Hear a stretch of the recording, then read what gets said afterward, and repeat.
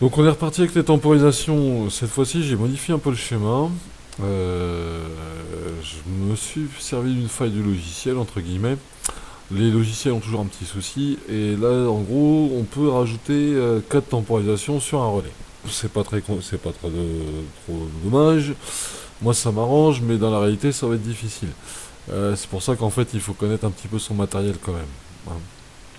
Donc là, en fait, j'ai rajouté des temporisations. Donc j'ai cherché les temporisations au repos. J'avais bien trouvé les deux au travail la fois précédente et j'ai rajouté les deux tempos au repos. Donc là, vous voyez bien, on a deux contacts NF, mais vous voyez bien en fait en ce que moi j'appelle le sens du parachute. Le parachute, en fait, il est inversé sur les deux. Donc là, ça veut dire normalement que au travail, il va mettre un certain temps à s'ouvrir. Et là, on voit qu'au repos, c'est l'inverse. Et normalement, il va mettre un certain temps à s'ouvrir. À se refermer, excusez-moi. C'est-à-dire, dans le fonctionnement, on va appeler le K1. KA1 va s'ouvrir instantanément.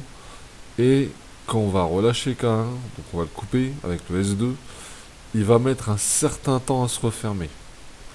La temporisation au travail, elle s'actionne. On enclenche le K1. On attend un certain temps et au bout d'un certain temps, le contact va s'ouvrir. Donc ça, c'est travail. Là, les deux qui nous intéressent en l'occurrence, maintenant, c'est le repos. Donc, au repos, action, on enclenche, le contact s'ouvre, on met le contact au repos, on va l'arrêter. Au repos, on temporise. On temporise avec le petit parachute. Donc le contact était ouvert, il va mettre du temps à se refermer. Voilà. Ça c'est pour le NF. Pour le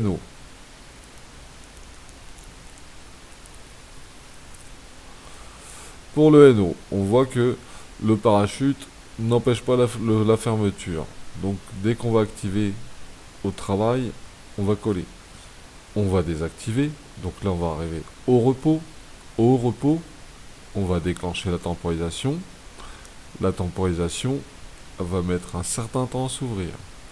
Donc sur la temporisation au repos, quand je vais mettre le contacteur ou le relais au repos, celui-ci va mettre un certain temps à se refermer, à retourner à son état normal, normalement fermé. Celui-ci qui est normalement ouvert va mettre un certain temps à se rouvrir. On observe bien le sens du parachute et on va mettre un certain temps à s'ouvrir. C'est parti, on simule, on alimente. Donc, alimenté par défaut, on a bien les deux NO, les deux NF, excusez-moi, qui sont alimentés.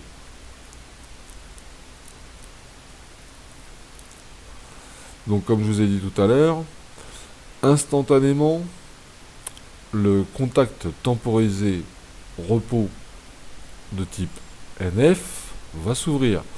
Il n'est pas temporisé au travail, donc il est juste temporisé au repos. Le travail s'ouvre instantanément.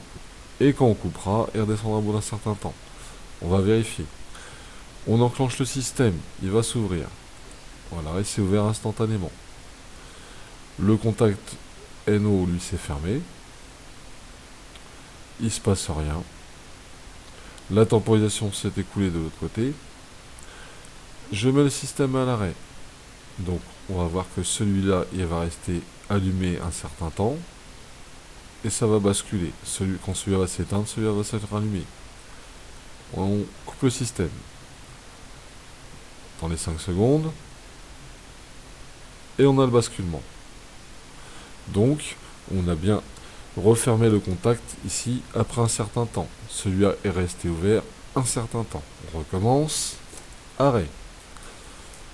Situation normale. On enclenche. Lui s'est ouvert instantanément. Lui s'est fermé instantanément.